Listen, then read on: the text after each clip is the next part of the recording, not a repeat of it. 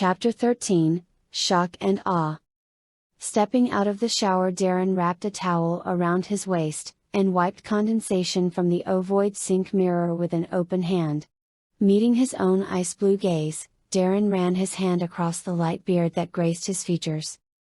I really must take care of that. It wouldn't do to be seen looking like a hobo by Lady Twilight and her friends, Darren stated idly. He had just begun wondering where he might acquire a razor, when his thoughts were interrupted by a sudden pounding at the door. Stepping over to his right, Darren gripped the brass knob and gave a light tug, feeling a rush of cool air on his skin, as he looked into the panicking face of Starlight Glimmer. "Ah, Lady Starlight, to what do I owe the pleasure?" he asked, smiling as she looked at him with a shocked, goggle-eyed expression. "Why you're healed," Starlight stated, unable to fathom how such a thing was remotely possible. Darren's face was devoid of the bruises, swelling, and burst blood vessels that had marred it not 8 hours ago. His limp was gone, and the rest of his flawlessly athletic body showed no sign of damage, as he leaned casually against the opaque crystal door frame. Magic was the obvious answer, but quite frankly that still seemed impossible. For all the things you could do with magic, the one thing it was never any good for was healing. While it was possible to use magic to heal some pony, it was also incredibly dangerous. Screw up even a little, and the results could be life-threatening. Nerve damage, rejection of the body's own organs, cancer, and worse, weren't just possible, they were common results. If Darren had used magic, it was like none she had ever encountered. "Now do you see why I didn't want Lady Twilight involved? She has enough on her plate without worrying about whether I've stubbed my toe or not," Darren said lightly. "Now if you don't mind, I need to get dressed and prepare breakfast. Milady Twilight will be awake in less than an hour, and I haven't even put the tea on yet. Speaking of, how do you feel about Earl Grey this morning?" Starlight stared at Darren in utter disbelief. "So what? You're just going to pretend that me almost killing you last night never happened?" Starlight hissed, desperate to keep from shouting. Darren shrugged, seemingly unconcerned. "Why? Are you saying you want me to tell every pony?" he asked with an arched eyebrow. Starlight took a deep breath as she replied. "After seeing your life story, I think you should be allowed to do whatever the buck you want about it," she said sincerely. "Well, in that case, I choose not to get my friend in trouble over something she's already been punished, and is sorry, for," Darren stated with a smirk, and Starlight found herself tearing up as she looked into his eyes. Despite everything, Darren intended to give her another chance. He didn't even ask for her silence regarding his past in exchange. "Thank you," Starlight said gratefully, as she wrapped her hooves around Darren's chest. Darren just chuckled as he patted Starlight's head. "Anytime, milady, now if you don't mind," Darren stated, clearing his throat as he gestured to his towel. Starlight blushed as she suddenly recalled that Darren was almost naked. "Right, sorry," Starlight intoned, heading out the door and closing it gently behind her. Walking down the hall towards the dining room, Starlight considered what she had seen the night before.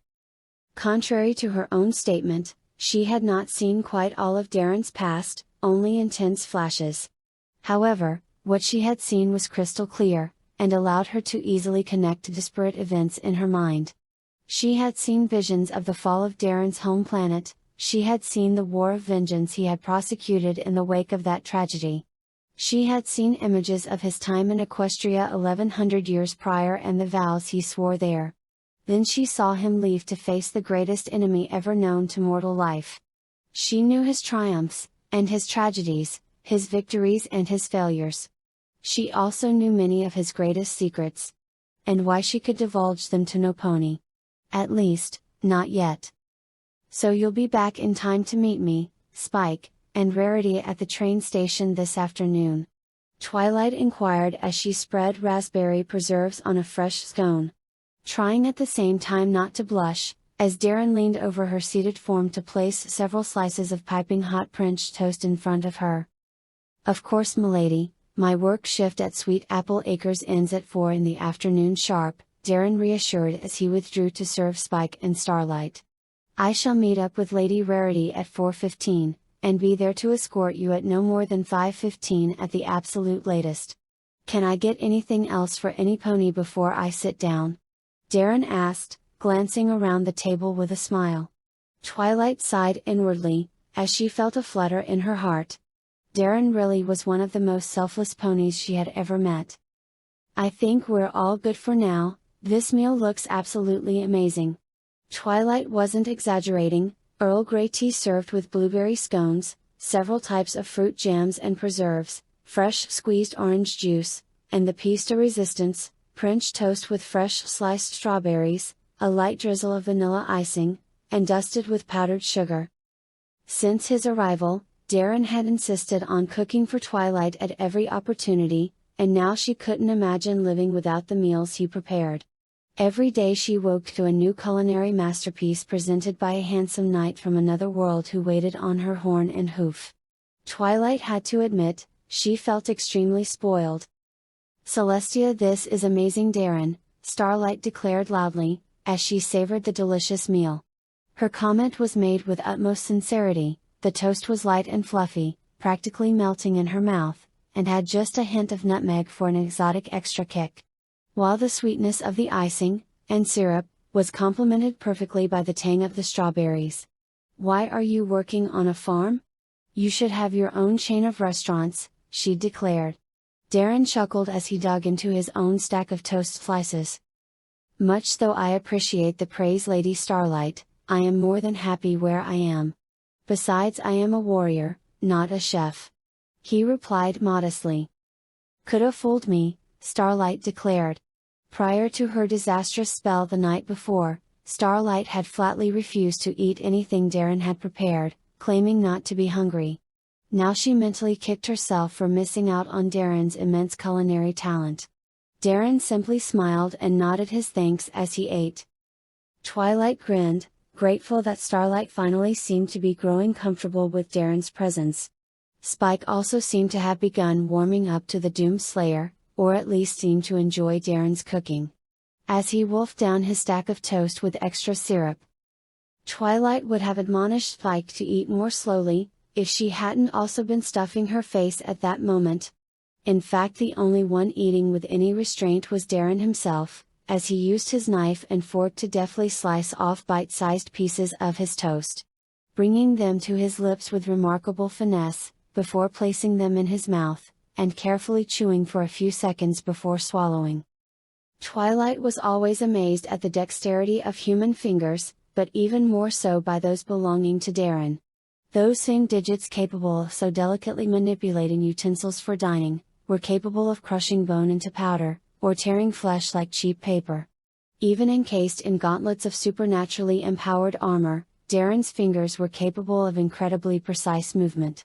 In the back of her mind, Twilight found herself wondering just what else those marvelous appendages could do.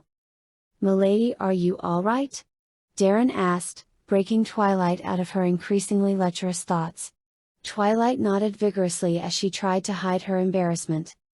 "Never better," she stated a little too loudly. "Why do you ask?" she asked, laughing nervously. Darren frowned as he leaned toward Twilight, squinting slightly as he examined her face. "Well, it's just that your face is rather flushed. Are you certain you are well?" he asked in a voice etched with concern. Twilight quickly busied herself with her meal, refusing to make eye contact with Darren. "It's nothing, just got a bit too much sun yesterday, that's all," Twilight stated, desperately trying to suppress the intense blush overtaking her features. Darren, however, frowned, as he rose from the table, walking over to Twilight's side. Then, before she could offer a word of protest, leaning down to place his chin against Twilight's forehead just above her horn. Twilight felt her mind go blank. I do not believe you have a fever, milady, but you seem slightly warmer than normal. Perhaps I should fetch a physician just to be safe." Darren's suggestion went unanswered, as Twilight's mind tried to reboot itself. Oh my gosh, stouching his facetomini, and it feels so good, but I have noida what is sholdoando celestia fuestia salad allower would be kissing. Oh my gosh. Withdrawing himself, Darren looked down at Twilight with even greater concern. As she now stood stock still, her eyes unblinking, and staring straight ahead like she was in some form of shock, her face even redder than it had been a moment ago.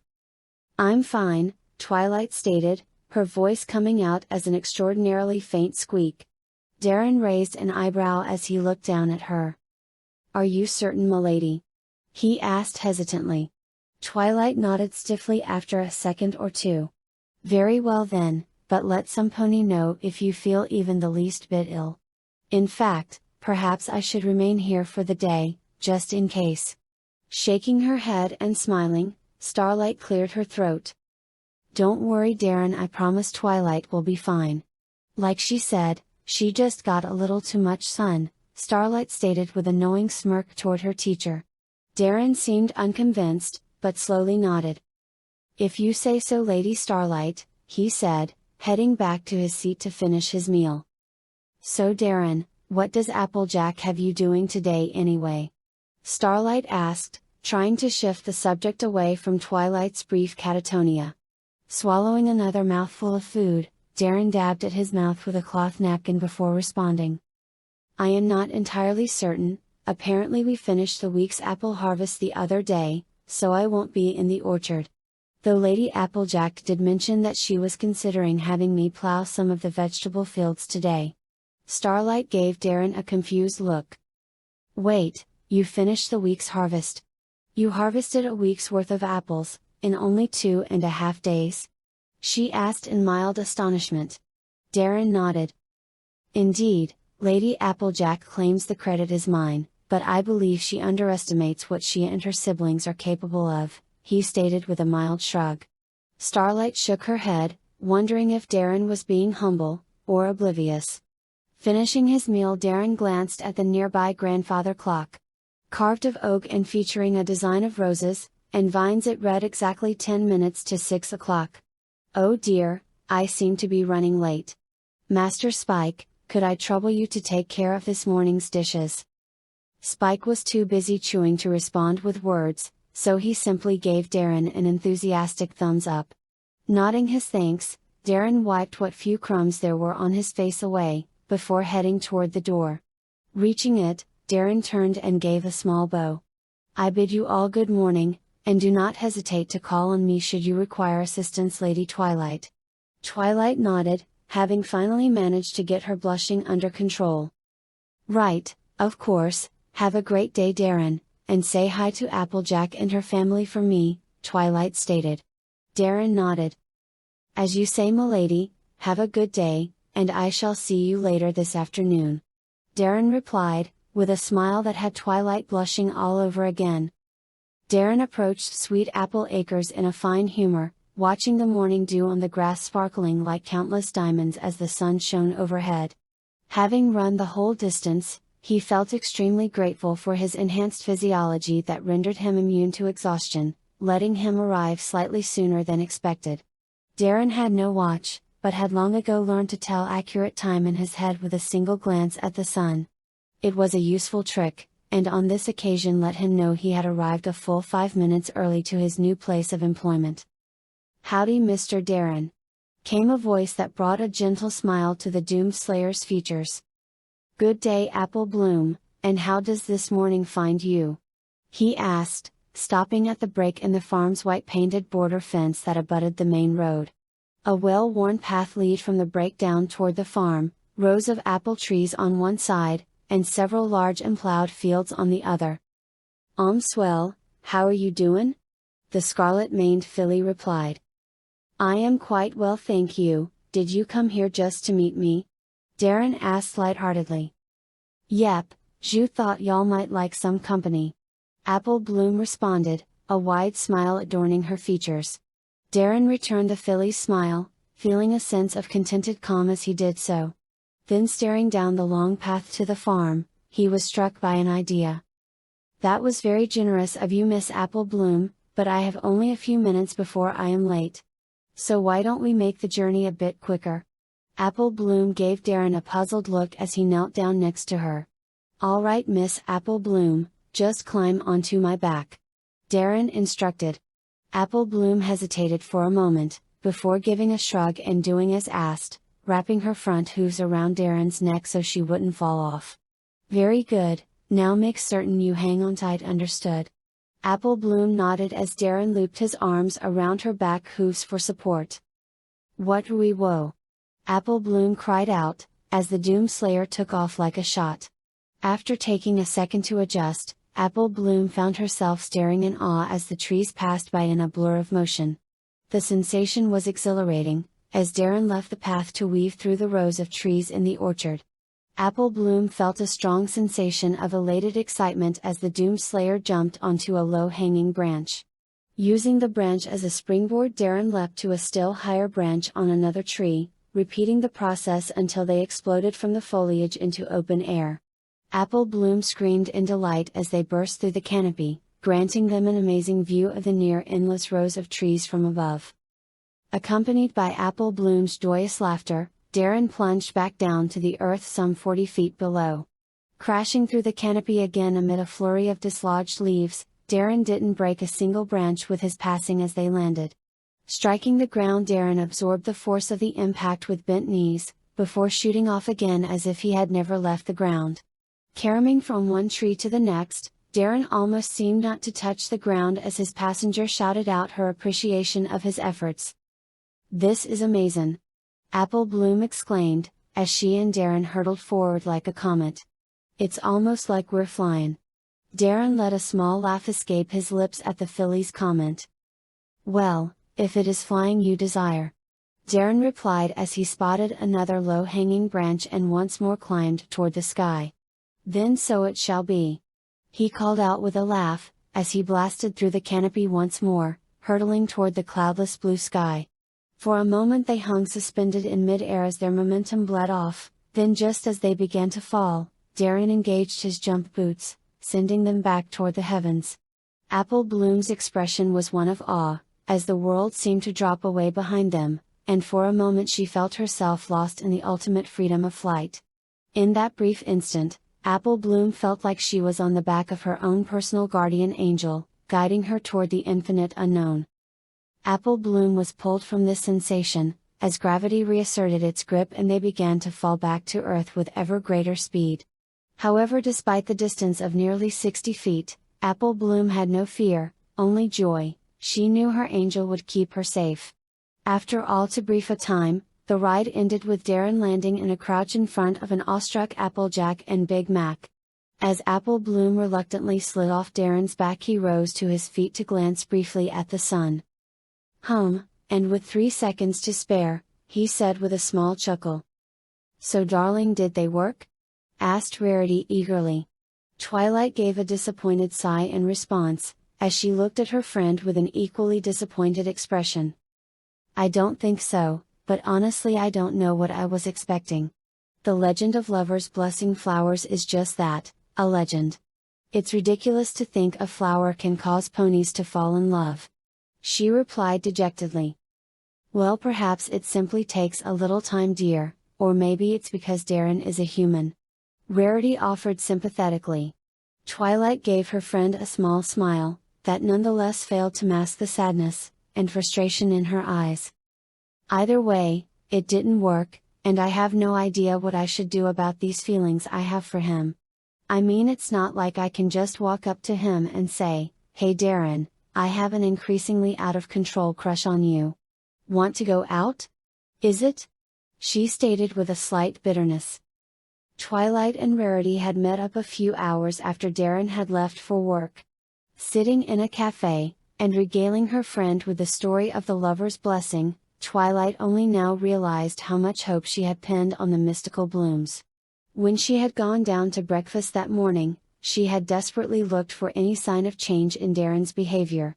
But despite her best efforts, she could see no increase in romantic intent toward her on the part of the Doomslayer. What's worse, her infatuation seemed to be intensifying to ever greater heights, as evidenced by her near paralysis on physical contact with Darren earlier. Yes, I suppose that would be rather awkward," Rarity replied with a slight giggle. "So what am I supposed to do then?" I've looked through every book I could find on the subject, but everything I found assumes that you already have a special sumpony. It was all about improving your relationship, there wasn't anything about creating one. Twilight ended her borderline tirade by letting her forehead strike the table with an audible thud. Maybe he just isn't interested in me. Twilight considered aloud, her tone defeated. Rarity nodded slowly, before giving her friend a questioning look. Tell me, darling, why is it that Darren is so special to you? What makes him different than, say, Flash Sentry? Rarity asked, her expression turning thoughtful. Looking up from the table, Twilight opened her mouth to respond. Twilight paused as she considered the question. It wasn't that she couldn't think of reasons to like Darren, there were plenty. He was handsome, heroic, and in perfect physical shape. But all those things were superficial, they were why he would appeal to any pony. I don't know. Twilight admitted, her voice becoming subdued as she realized how shallow she must seem. Rarity, however, just gave her a sympathetic look. That's about what I thought. Darling, I know this might sound a little hypocritical coming from me given my propensity to get a bit overzealous when it comes to romantic partners. But perhaps before you start trying to woo Darren, you should ask yourself why you really want to be with him. It took me a while, but eventually I discovered that that's the most important question to ask before getting involved with some pony. I only started asking it myself after that incident with Trenderhoof. Rarity's voice was calm as she sipped at her tea, letting her friend absorb her words. Placing the teacup back on its saucer and dabbing her mouth with a napkin, she continued. Here's my advice, darling, ask Darren out for the day, not on a date, but just as a friend, and if by the end of the day you still can't say for certain why you want him as your special sumpony, then give up? Twilight asked, feeling slightly incredulous. Rarity shook her head. No, just simply content yourself with being a friend for the time being. I know that's not what you may want to hear, but it is the best advice I can give.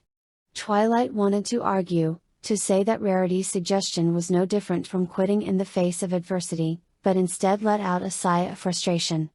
Rarity was right, she couldn't force Darren to acknowledge her feelings, and trying could end up destroying the friendship they had built. Okay. I'll do it. Twilight promised, trying not to sound as dejected as she felt. Darren reached into the burlap sack for another fistful of seeds. Slowly opening his hand, he allowed the small, flat, white objects to trickle through his armor-covered fingers onto the freshly tilled earth, like sand in an hourglass. Come fall, the massive field would be filled with hundreds of giant, bright orange pumpkins, just in time for Nightmare Night. A holiday that had not existed back when Darren had first come to Equestria, but Apple Bloom had assured him was lots of fun. She had also mentioned it had something to do with Lady Luna before suddenly stopping, and Darren had not asked for further particulars. Frankly, Darren had little interest in asking after the existence of new holidays, as he was too busy contemplating the events of the previous night. Lady Starlight had cried herself to sleep in his arms, her guilt combined with the terrible experience she had endured, having exhausted her to the point of passing out. As for Darren, after tucking Lady Starlight into bed, he had crawled back to his own, and for the first time since awakening on Mars, had fallen into a deep dreamless sleep. One of the many enhancements bestowed on Darren's body, was a massively accelerated ability to heal. As long as he could rest undisturbed for a few hours, he would awaken fully restored. Granted, this ability had limits. For example, it would not allow him to regenerate limbs or removed organs, nor would it work if he was not able to rest for 6 or more hours minimum. Nevertheless, this ability had saved his life countless times during his battles in Hell, and now seemed to have aided him again. On waking the next day, Darren had swiftly headed to the shower to wash the blood from his body. While washing himself, Darren had ample time to wonder just how much Starlight had gleaned of his past. He did not pretend to know the exact mechanism by which Starlight had entered his mind, but he was more than able to connect the dots, including the one Starlight was not privy to. Now in the serenity of the pumpkin field, Darren believed he understood what had gone wrong. Crucible. He growled to himself, casting an angry glance at the artifact clipped to his belt. Darren had no doubt the vile device was to blame, and had hijacked Starlight's spell in an attempt to kill one or both of them. Just as a disease might use a wound as a vector of infection, so had the Crucible used Starlight's spell to circumvent the Doom Slayer's otherwise impenetrable mental defenses. Once inside the reconstructed memory, the artifact had done all it could to destroy Darren. The demons in the memory had all been made far stronger, while Darren had been weakened. His limbs had been slow to respond, and his reflexes dulled. The entire time he had endured a constant mental fog, making him become dizzy and off balance, and at several critical moments his vision had become blurred to the point of near blindness. Equally bad, was the absence of any of the UAC healing bioplasma canisters that, while not as effective in healing him as allowing his armor to absorb demonic energy, had helped him greatly the last time he had fought through the area. Darren had felt the presence of the Crucible's demonic power throughout it all, as a sort of pressure on his conscious mind. That pressure often gave way to visions and whispers proclaiming his inevitable failure, and assurance that even if he escaped, Starlight would not. Darren countered with images of Equestria, of his friends there, of the Seraphim and his own litanies of hope and duty. The psychic battle of ancient wills was every bit as intense as the physical battle, even if it was far less apparent to the eye. At one point however the pressure had been lessened, as the Crucible shifted to the only other target available, and Darren had to exert every ounce of will to drag it away from her. Fortunately, Starlight's mind was strong, and she had managed to fight off most of the hateful artifact's influence without his assistance. All in all, they had both been fortunate that the Crucible had not thought to remove the experimental combat drugs Darren had recalled finding on his last sojourn to Vega, and more fortunate still that Darren was nearly as skilled in mental warfare as in physical combat. However, between the attack on his mind and body, the enhanced enemies, protecting Starlight, and a complete lack of medical supplies, it was the closest to death the Doom Slayer had come in a very long time. The news wasn't all terrible though. After failing to kill either Darren or Starlight, the Crucible had grown almost completely silent. The repugnant consciousness residing within the object, having lost whatever desire it had to fight against its captor for the foreseeable future. Far more importantly though, Darren had forged a friendship with Starlight Glimmer that he had no doubt would last an eternity. Pausing in his work, the Doom Slayer unclipped the now silent Crucible from his belt. Staring down at it with an unreadable expression he spoke in a tone of calm certainty. I have no doubt that even here in the fields of heaven I will need to answer the call of battle. As there is light, so shall there be darkness. However, bringing the Crucible to within an inch of his face, Darren's voice while still perfectly calm became one of absolute command. Our war is over, and you have lost. There was no sound, nor visual sign of response. However, at the utterance of his proclamation Darren felt the last vestige of resistance within the Crucible gutter and die. The artifact, perhaps the greatest single power Hell had left in its arsenal, spoke into the mind of its enemy. It spoke only two words that no being of Hell had ever spoken to any mortal, god, or angel since the beginning of time. We yield. Rarity hummed happily to herself as she laid out boxes of clothes for her newest, and most unusual customer. Coming home from tea with Twilight, Rarity found herself fervently hoping that her friend would find what she was looking for. Rarity knew all too well how painful it could be to build up hopes of a relationship in your head, only to have it come crashing down, and hoped the advice she had given would spare Twilight from having to experience that. She also reflected that, regrettably, seeing Darren in his new clothes wasn't going to help Twilight restrain herself. Rarity had planned everything out far in advance of actually finishing the Doom Slayer's outfits. First Darren would try on all the outfits to ensure they fit properly. Then, they would drop his armor off at the castle. Next Rarity had booked an appointment with Ponyville's best main stylist Cloud Dooman, for a shave, trim, and styling. After that it was off to the spa for a quick manicure, and pedicure. Then finally they would head out to meet Twilight, and Spike at the train station. It was a lot to do in an hour, but still far easier than some of the things she had to deal with when putting on shows in Canterlot and Manhattan, where the only guarantee was that something would inevitably go wrong.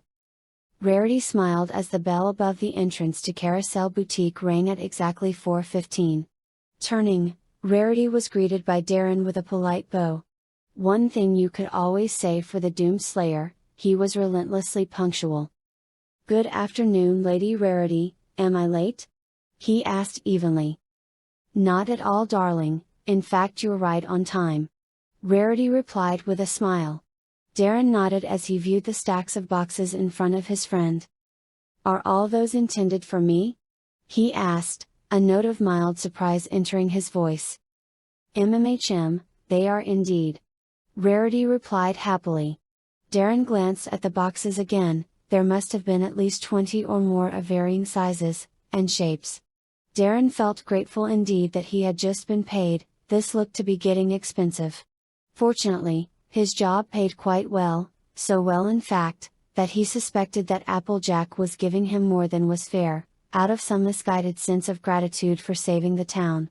However, when he had asked her about it, she had insisted that he had earned every bit. Granted, that wasn't quite the same as denying she was overpaying him, but he had let the matter rest for the moment. "Shall we get started, dear?" Rarity asked, interrupting Darren's train of thought.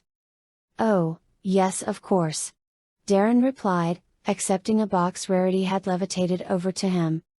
"Once you're ready, just bring out your armor and place it in there," Rarity instructed, pointing at a large open case about the size of a man. Darren nodded his understanding as he disappeared around the dressing room curtain. Rarity busied herself with the boxes for a minute or two before glancing back at the veiled room. "Is it all to your liking, darling?" Darren's reply was as prompt as it was impressed. "Indeed, m'lady, the fit is perfect, and this material is amazingly comfortable. Truly, words cannot do justice to your skill." Rarity beamed at the praise. "Well, dear, don't keep me in suspense, let's see how you look." A sound on shifting objects accompanied the metallic hiss of the curtain being drawn back. Rarity's jaw fell open as she beheld the sight of the Doomed Slayer, and for a moment she couldn't have spoken even if she wanted to. Managing to get herself under control after a few seconds, Rarity still found herself wishing she could find an excuse for a cold shower. Never mind Twilight, it'll be a miracle if every mare in town doesn't attack him.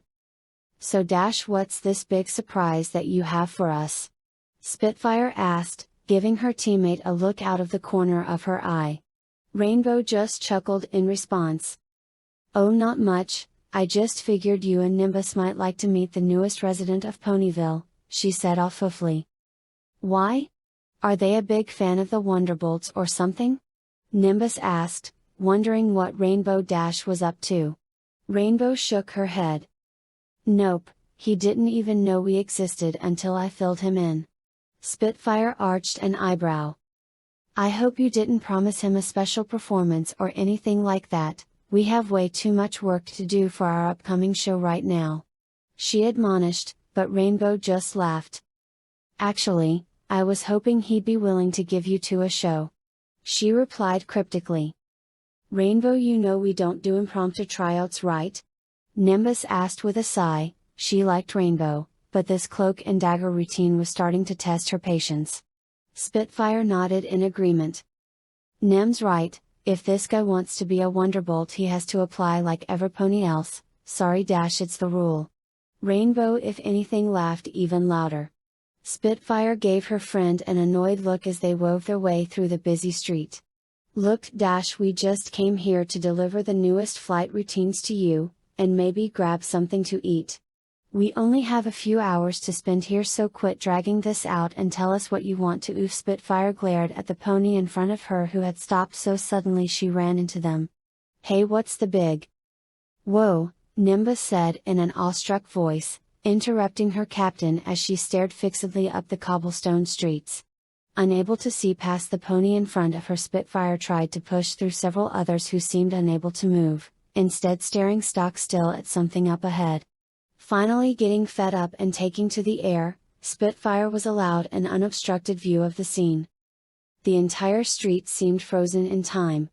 A pony in a nearby vegetable kiosk who had been in the process of advertising her produce, stood with a bunch of radishes dangling forgotten from the end of an upraised hoof, her face red as she stared unashamedly.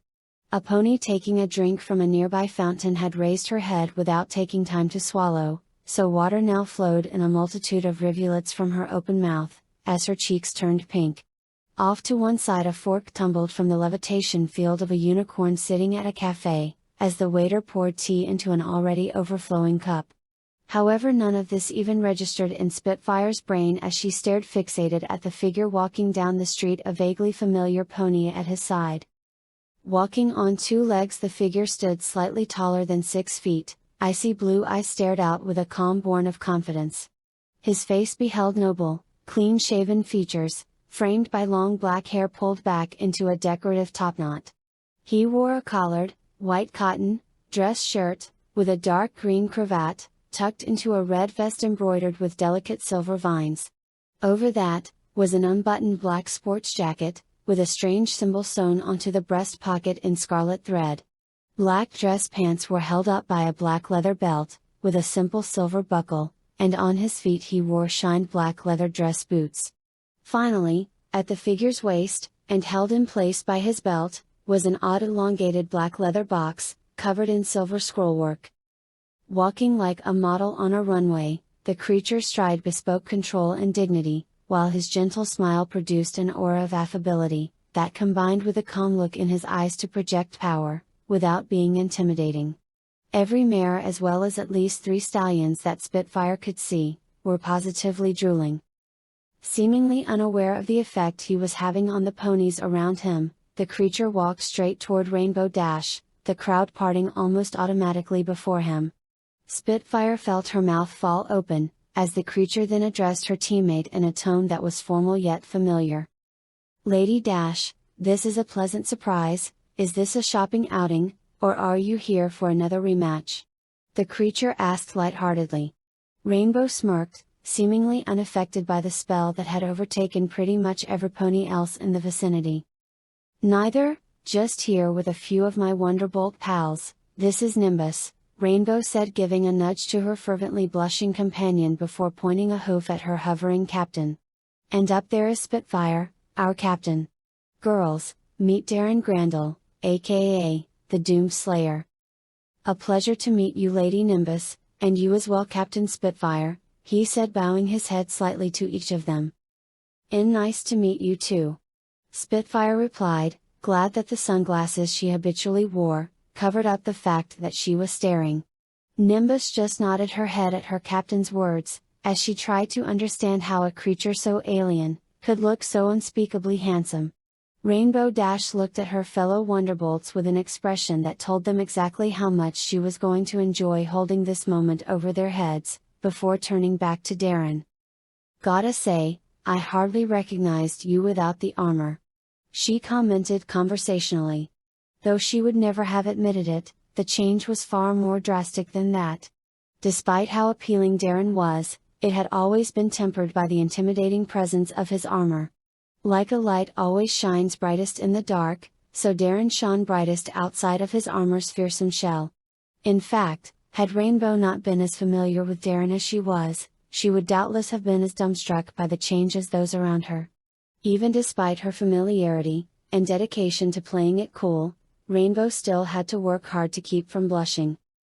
"All Lady Rarity's doing, I assure you. She is a true paragon of her craft," Darren replied, favoring the pony beside him with a smile, and allowing Spitfire to finally recall where she'd seen her before. Rarity just giggled. "It was my pleasure. He cleans up well, doesn't he?"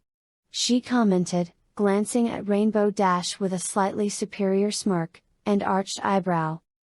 "I'll say, I'm half tempted to ask what it takes to see you completely out of uniform," Dash replied suggestively, neatly puncturing her fashionista friend's display of pride.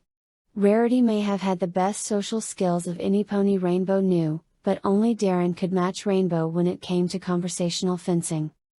Rainbow Dash.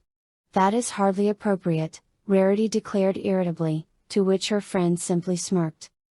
"Oh, like you never thought it," Rainbow teased. "That is completely beside the point," Rarity scolded, as Rainbow's smirk widened, and Rarity realized what she had just inadvertently admitted. As Rarity struggled to find a counter-argument, Darren decided to intervene on Rarity's behalf, clearing his throat to attract Rainbow's attention. "Forgive me for interrupting Lady Dash, but I'm afraid Lady Rarity and I are dangerously close to being late. Perhaps it would be best if we save this debate for another time?" On hearing Darren's words, Rarity quietly resolved that regardless of how little charity Darren wanted, he was getting at least 2 of his outfits for free. Rainbow looked vaguely disappointed, before a sly grin appeared on her face. "All right, but only if you promise to show the Wonderbolts some of those sweet battle skills of yours," Rainbow declared, her grin widening. "So it's blackmail, is it?" Darren asked with a chuckle. Rainbow nodded unashamedly. "You got it," she confirmed with a wide smirk. "Lady Dash, I must admit, you are the most honest pony I have ever met, when it comes to being dishonest," Darren declared with a laugh. "But very well, I agree to your terms, 1 combat demonstration, in exchange for excusing us from the current conversation." "I had a feeling you'd see things my way," Rainbow stated as she shook hooves with Darren to seal their bargain, before standing to one side. As they walked away amid the hubbub of ponies recovering from seeing a living Adonis, Rainbow turned to regard her fellow Wonderbolts. "So what do you think of our new arrival?" she asked, with a grin positively overflowing with smug. "So, hot," Nimbus declared dreamily. Spitfire privately agreed, but would rather be plucked than admitted in front of her team. He seems cool." Then leaning close to Rainbow she lowered her voice. "Hey Dash? Look, just between the 2 of us. What would it take to convince you to maybe, I dunno, set up your captain with a certain alien stallion?" For a moment Dash's mind reeled with the favors she might extract from her commanding officer, but then she thought better of it after recalling something Scootaloo had mentioned. "Sorry Captain, but I think Darren's already spoken for," she said a touch ruefully. "By who?" Spitfire asked, narrowing her eyes, as a faint edge entered her voice. "A friend," Rainbow stated, her tone making it clear that this was one situation where her captain would do well not to get competitive. Fortunately for Everpony, Spitfire knew when to take a hint. "Shame," she said with a sigh. "But at least we got that show you promised." "Pretty sure I got us too," Rainbow said with a chuckle. Sitting on a train station bench, Twilight stared into the clear sky, deep in thought. Replaying her earlier conversation with Rarity in her head, she struggled to answer the question her friend had posed. "Why is Darren so attractive to me?" There was no question as to why he was attractive in general. Handsome, polite, strong, heroic, Darren had plenty of traits in his favor. However, as Twilight analyzed, she became aware that it was more than just these obvious characteristics. Darren seemed to possess an aura, for lack of a better term, that made him instantly desirable to any pony who might find him romantically engaging, or even just think positively of him. Darren had a presence that exuded power, confidence, and certainty. Everything from his movements to his expression seemed calculated to project the sense that there was nothing he couldn't handle. It was similar to the aura that Celestia and Luna sometimes seemed to have. Only rather than creating deference through an expression of wisdom, intelligence, and love, Darren's used power, confidence, and just a hint of intimidation. The more Twilight reflected on it, the more certain she became of her hypothesis, eventually deciding to refer to the phenomenon as the apex aura. The name reflecting the fact that Darren himself was much like an apex predator, having no natural enemies by virtue of being bigger, stronger, and more dangerous than anything else. That also would explain why mares seemed naturally infatuated with him.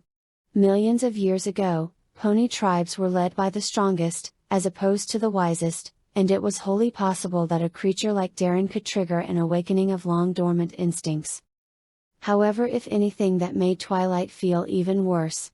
After all, if her attraction was based solely on the effects of this apex aura, then it meant her affection was nothing more than an instinctual response. Ergo, she didn't actually love Darren, she just felt drawn to his strength. Granted, that might not be an issue, if all Twilight wanted was a friends with benefits relationship as Rainbow Dash had once described it. But that wasn't what Twilight wanted. Twilight wanted love, not just a physical relationship. It wasn't that she had anything against purely physical intimacy, it just wasn't what she wanted. But what did Darren want? Sure, he clearly didn't have anything against ponies, but that didn't mean he was obligated to be attracted to them. Twilight sighed heavily, all this analysis had done nothing but give her a roaring headache. "Twilight, are you alright?" came Spike's concerned voice, as Twilight closed her eyes and massaged her temples in an effort to banish her self-inflicted migraine. Opening her eyes to glance down at her assistant, Twilight smiled and nodded for a moment before her expression became thoughtful. "Spike, can I ask you a personal question?" she asked, glancing around to ensure no pony was within earshot. Sure, I guess, what did you want to know?" he asked, scratching his head in mild confusion.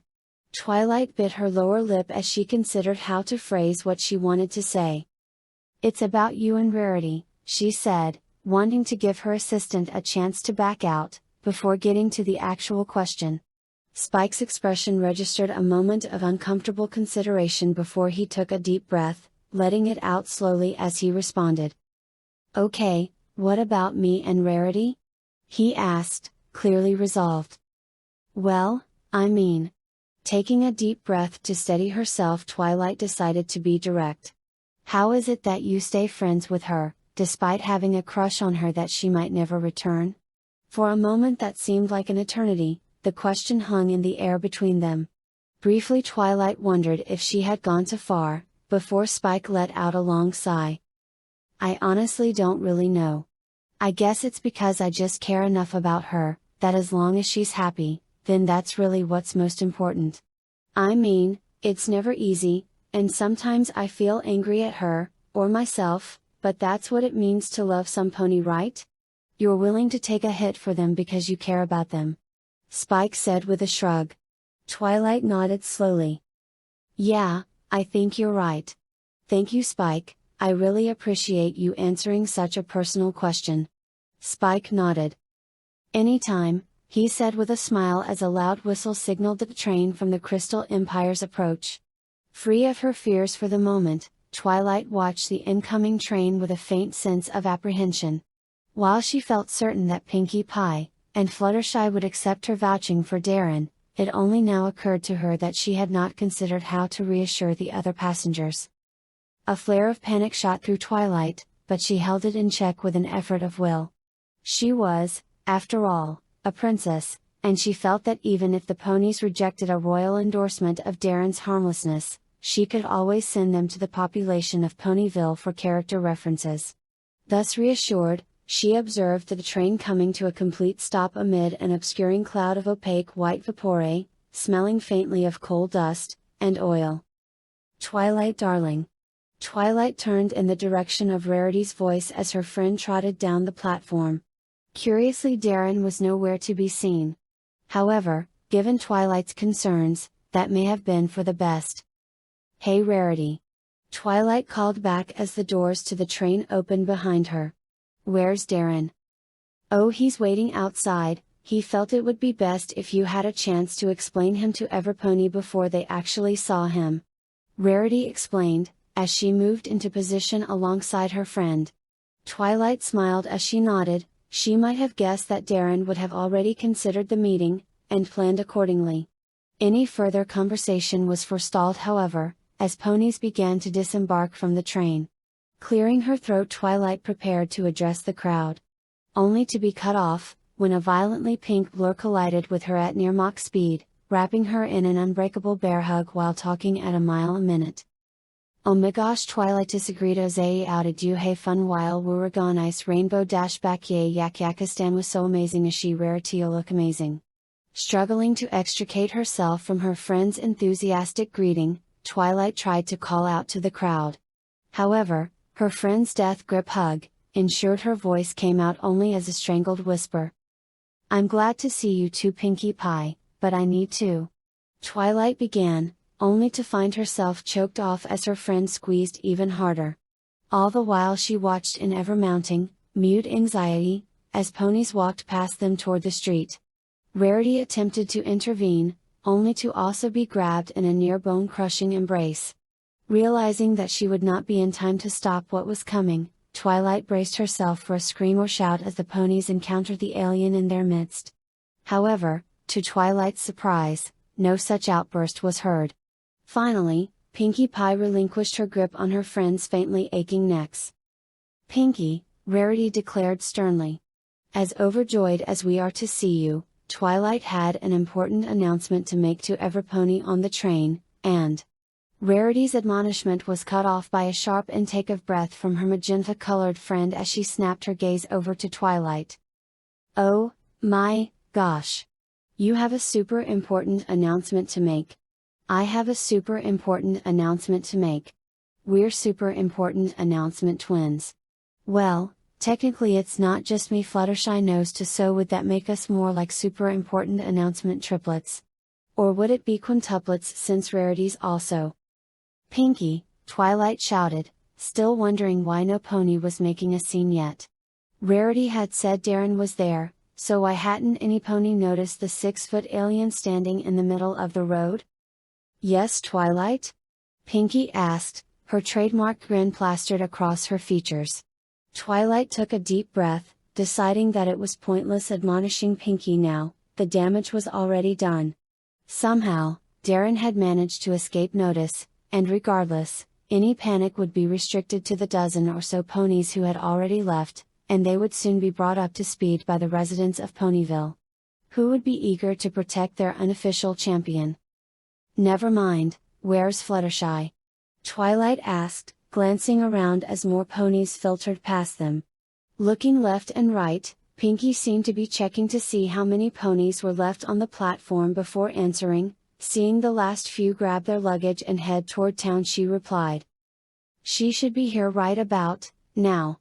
No sooner had the last syllable left Pinkie's tongue, than Fluttershy walked into view, however she wasn't alone. On either side of her were two ponies, one slightly taller than the other. Both wore heavy cloaks that completely obscured their bodies and faces from view.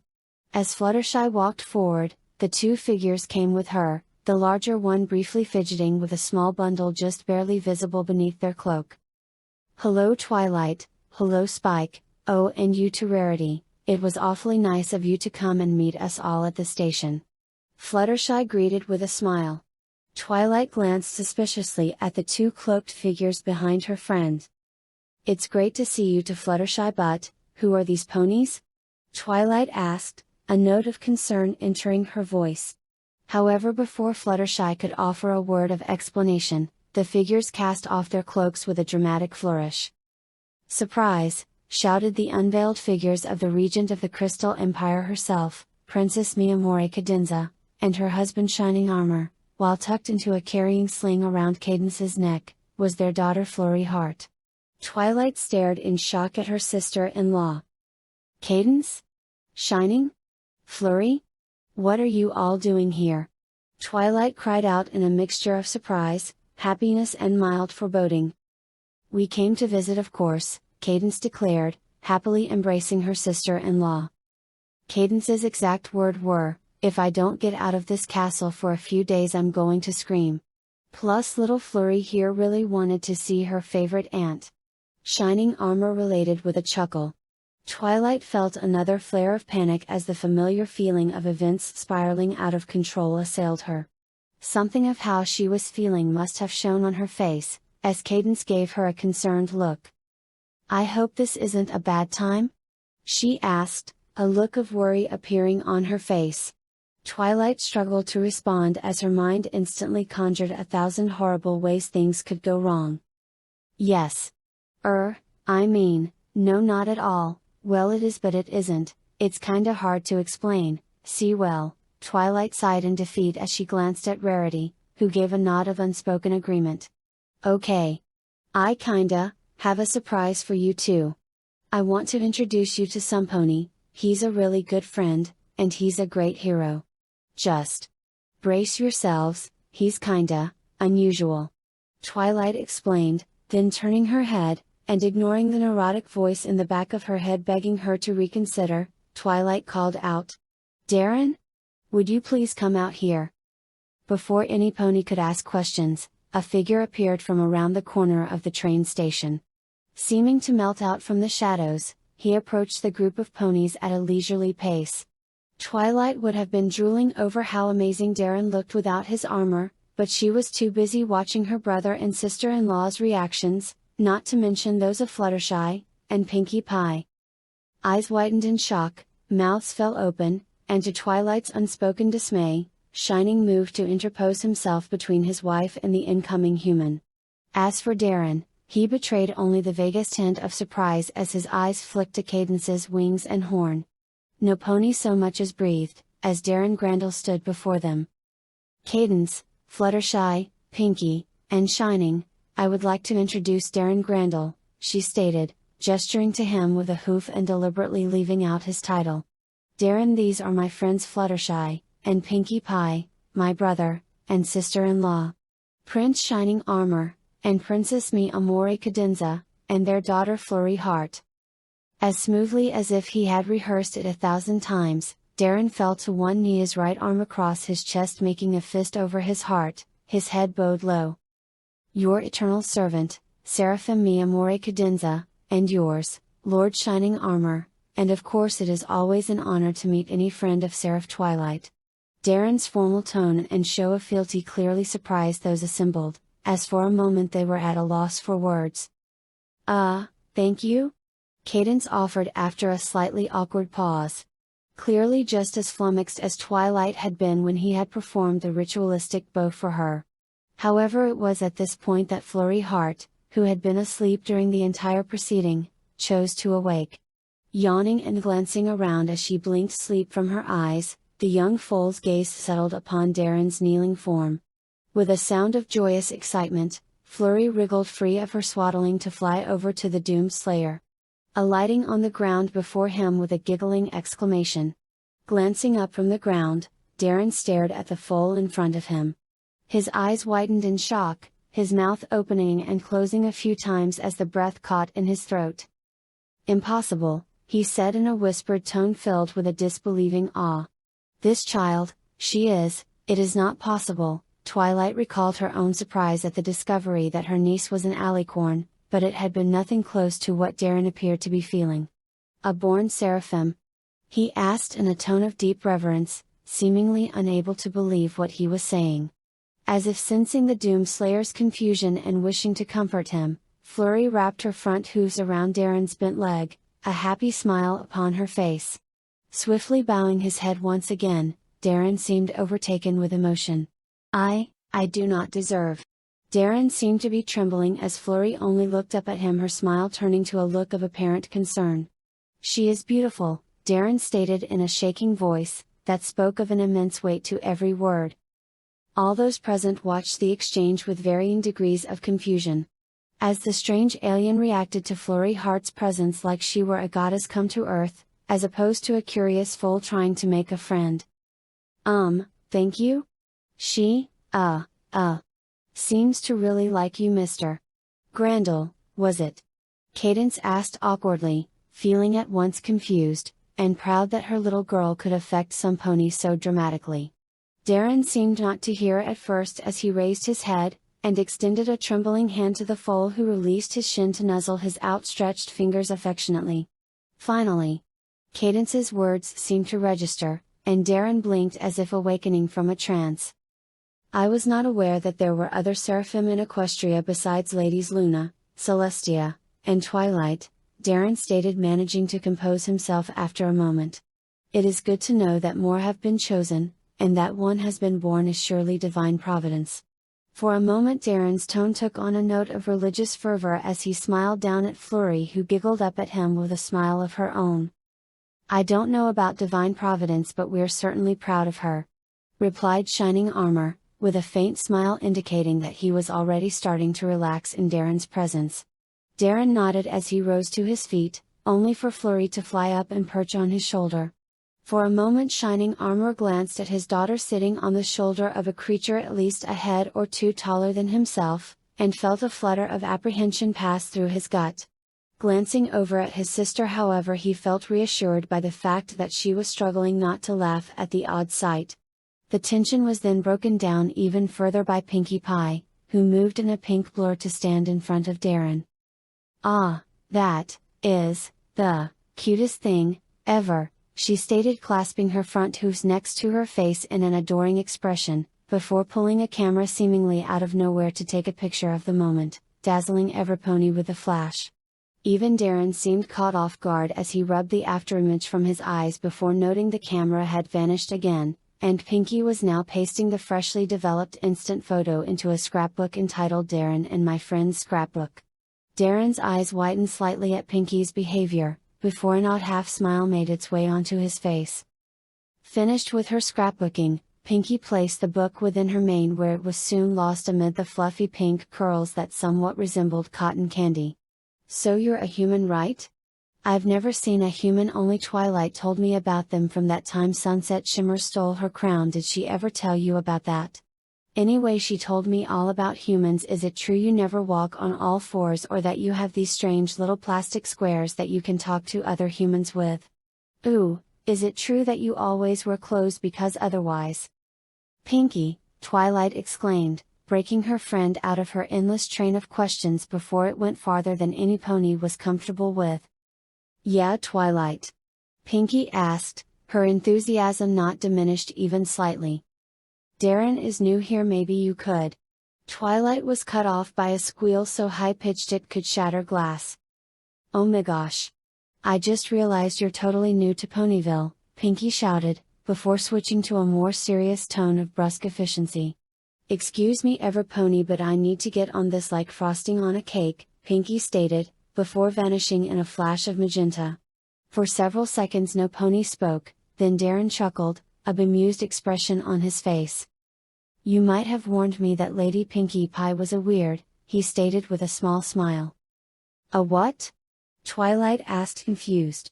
Darren arched an eyebrow, as if surprised Twilight had not known the term.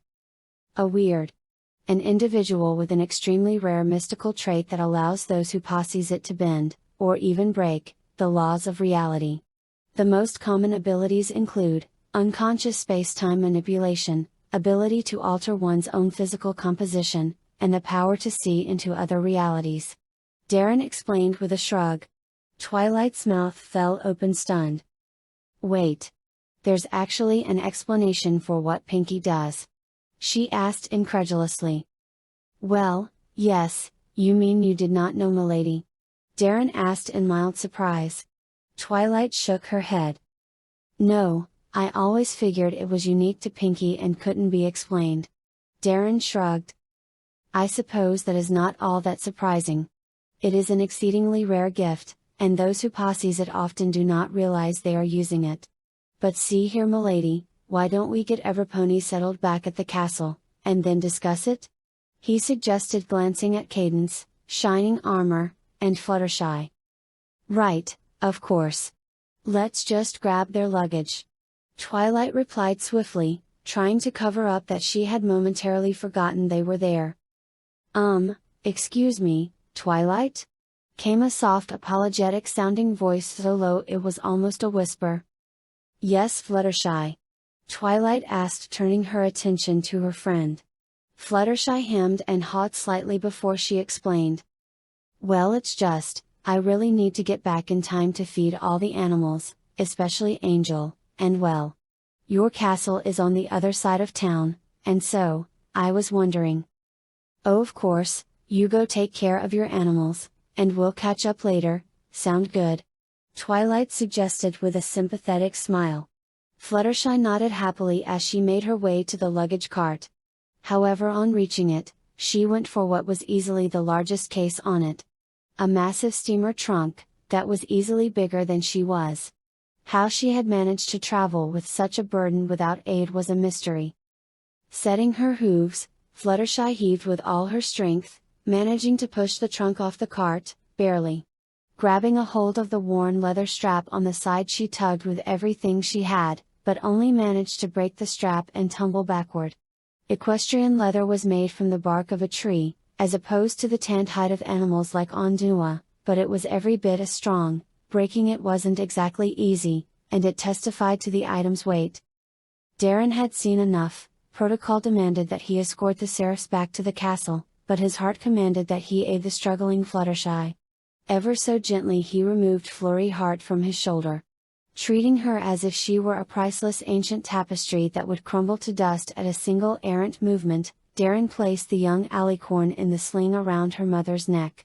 Flurry clearly didn't wish to be separated from her new friend/favorite perch, and grabbed at Darren's departing hands. However, Darren calmed her with a loving pat on the head, and a calm word. Now, little one, I will return, but first I must aid our friend Lady Fluttershy, he said with a smile, before turning and walking to Fluttershy's side. Hefting the trunk onto his shoulder as if it weighed no more than a feather, Darren glanced down at the wide-eyed yellow pony with a gentle grin. Where to, milady? Darren asked. Oh, you don't have to do that, Mr. Darren. Fluttershy protested, as if Darren was undertaking some Sisyphean task, as opposed to carrying luggage. Though given the trunk's weight, to any other being it might well have been. Darren simply chuckled at Fluttershy's comment. I am afraid you will have to take that up with my conscience, milady, he said smoothly. In the meantime, perhaps you could point me in the proper direction? Seemingly unsure of how to respond, Fluttershy was relieved to hear Twilight speak up. I'll go with you. I need to discuss something with Fluttershy anyway. Darren smiled at Twilight's effort to spare his feelings, but he knew that she really was going so her friend wouldn't have to walk around alone with a strange alien. I'm sorry, you guys can get to the castle on your own, right? Twilight asked her brother apologetically. Shining nodded in understanding. Yep, unless you moved it since our last visit? He joked, then glancing warily at Darren he lowered his voice to a whisper. You're sure you'll be alright? Twilight bristled slightly at the question, but understood her brother was just trying to look out for her. She nodded. Trust me, I'm safer with Darren than if I had an entire army with me. Shining still wasn't totally sold on the strange biped, but he knew his sister, and she wouldn't sound that confidant if she had any doubts. Okay, we'll see you back at the castle then, don't take too long, Shining stated, ruffling his sister's mane. Hey? She laughingly protested, but he was already walking away.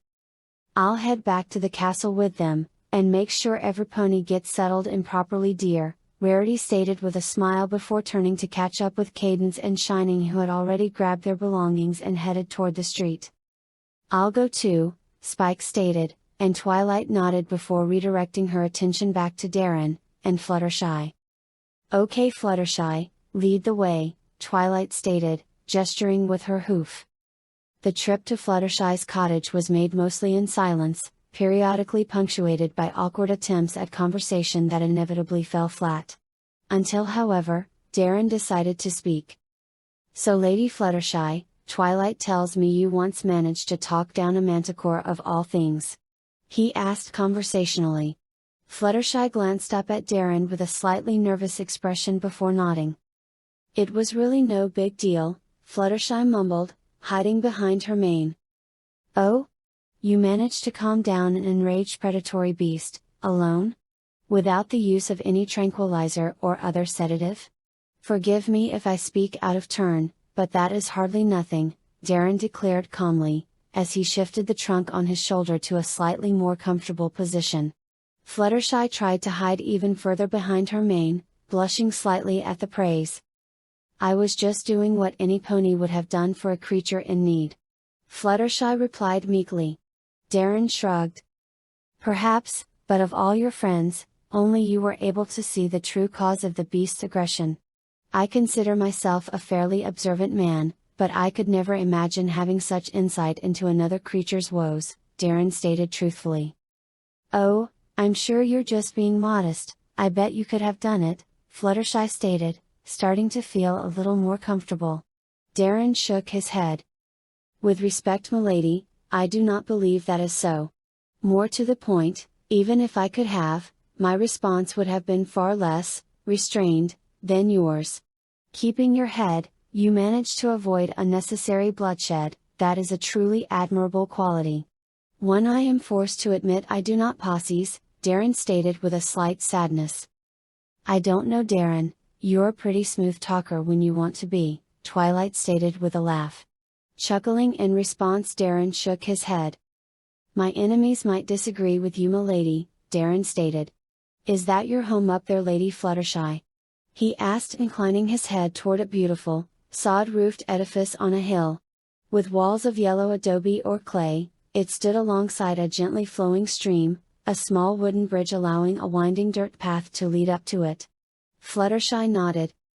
Oh yes, she stated, finally seeming to let her guard down. It is magnificent, it's almost as if it was a living part of the landscape. Darren breathed out, his praise heartfelt. Fluttershy smiled at Darren's appreciation of her home. Oh, that's very kind of you. You should come for tea one day, mister. At that moment Fluttershy was interrupted by a loud bang as the door to her cottage flew open, and a tall misshapen figure walked out. The creature's body was a mishmash of elements from a variety of creatures: serpent, pony, dragon, lion, donkey, and griffin, to name just a few, making him utterly impossible to mistake. Oh Fluttershy, how I miss Discord began, only to stop mid-sentence as his mismatched eyes fell upon Darren. Twilight, and Fluttershy had seen a lot of expressions on the Chaos Lord's face: astonishment, fury, playfulness, but the expression he wore on sighting the doomed Slayer was entirely new. Sheer, undiluted, terror. A loud thud sounded as the steamer trunk was thrown from Darren's shoulder. You? The two yelled out. Their utterance was simultaneous, but their tones could not have been more different. Discord's voice was a high-pitched squeal of supreme fear, while Darren's was a roar of near-berserk fury. Discord raised his fingers intending to snap them and teleport as far away as he could, but he was just a hair too slow. Before the stunned eyes of Twilight and Fluttershy, Darren drew a strange symbol in the air before shouting Zon. Discord! At the top of his lungs. Discord snapped his fingers, and his face turned white as nothing happened. Oh no! Discord squeaked out, as the Doom Slayer charged at him.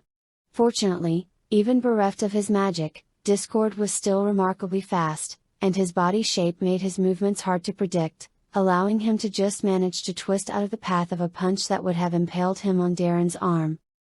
I shall end you, Chaos Bringer, Darren roared.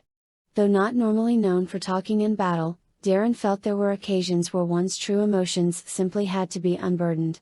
Besides, Darren more than anything wanted his old foe's last few moments to be filled with fear and pain in equal measure. I can explain. Discord begged, managing to scramble behind a nearby tree as Darren was slightly overbalanced by his missed punch. Die, abomination, Darren bellowed as his second punch obliterated the tree, and sent Discord flying. Discord recovered just in time to feel 5 fingers wrap around his throat, and bring him face to face with the most terrifying, hate-filled gaze in existence. With his supply of oxygen cut off, Discord could only watch in terror as Darren wound up for a finishing blow. I warned you never to return. Now pay the price for your arrogant temerity, monster. Stop. Darren checked his fist just before it would have turned Discord's head into a cloud of blood, bone, and pulped gray matter. Turning his head, he stared at Twilight in stark disbelief. Put him down right this instant, Twilight stated firmly. Darren instantly began to protest. Milady, you cannot be serious. You must know what this creature is.